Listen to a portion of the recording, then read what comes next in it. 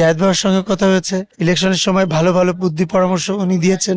নির্বাচিত হওয়ার পরে প্রথম পদক্ষেপ হবে আমার সমস্ত মেম্বারদেরকে নিয়ে বসা। এই যে নির্বাচিত হলেন, ভোটাররা আপনাকে বেছে নেওয়ার পেছনে কি কি কারণ? বেছে নেওয়ার পিছনে কারণ হচ্ছে আমার প্রতি একটা আস্থা, আমার প্রতি ভরসা। আমি কখনো মিথ্যা কথা বলি না তাদের সঙ্গে। তাদের পাশে যখন দরকার হয় আমি রাতের অন্ধকারে ঝাঁপিয়ে পড়ি। আমি কোন বিপদে পড়বো কখনো এটা চিন্তা করি না। আমি একজন ওপেন ডায়েরির মানুষ। আমাকে মুখস্থ করতে পারে, রিড করতে পারে আমার মেম্বাররা।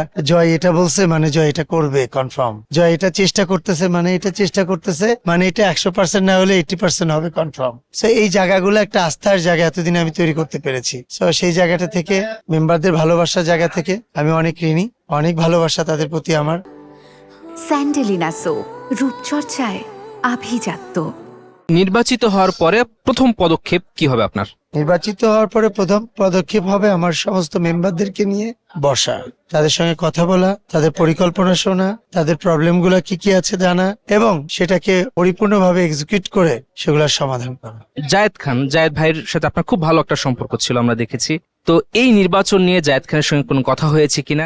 জায়েদ ভাইয়ের সঙ্গে তো কথা হয়, আমার সবার যারা সিনিয়র যারা আছে সবার সঙ্গে আমার কথা হয়। কারণ আমি এমন একজন মানুষ, আমি সম্পর্কটাকে মেনটেন করতে পছন্দ করি। আমি এটাকে আস্তে আস্তে আস্তে আস্তে অনেক বড় করতে পছন্দ করি। আমার সম্পর্ক কারোরই 1 মাস 2 মাস 6 মাসের জন্য না। আমি ইন্ডাস্ট্রিতে আসার পরে আমি আমার লাইফে যার সঙ্গে একবার রিলেশন হয়েছে তার সঙ্গে সে যদি কাট আপ না করে, আমি সর্বাত্মক চেষ্টা করি রিলেশনটাকে শেষ মুহূর্তে রাখার জন্য আর কি। তা আমার যারা সিনিয়র ছিল সবার সঙ্গে কথা হয়েছে, জায়েদ ভাইয়ের সঙ্গে কথা হয়েছে। ইলেকশনের সময় ভালো ভালো বুদ্ধি পরামর্শ উনি দিয়েছেন।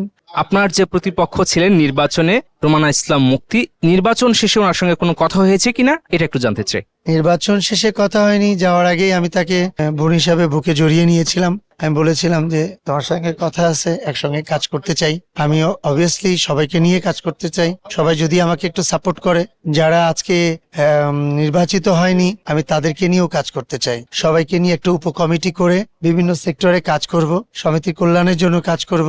এটা একটা প্ল্যান আমার কাছে আছে। সামনে আপনার একটা সিনেমা আসছে, এটা নিয়ে একটু সংক্ষেপে বলেন। এই মাসে আমার চলচ্চিত্র রিলিজ আছে, স্নেহের বন্ধন। অনেক সুন্দর একটা গল্প, অনেক একটা গল্প, কোনো কপি নাই। অনেক আর্টিস্ট আছে ছবিটাতে, অনেক ভেরিয়েশনের গল্প আছে, অনেক এটা একটা রিয়েল স্টোরি বেজ একটা গল্প।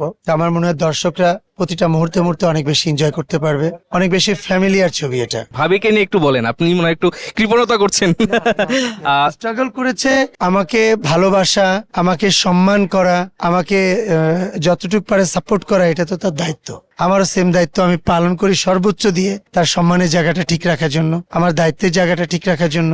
বাট ও আমাকে এত বেশি সাপোর্ট করেছে, সেটা হয়তো না করলে আমি হয়তো এই পর্যন্ত জয় চৌধুরী আসতে পারতো না। এটাই বড় কথা, এর থেকে আর কি বলবো।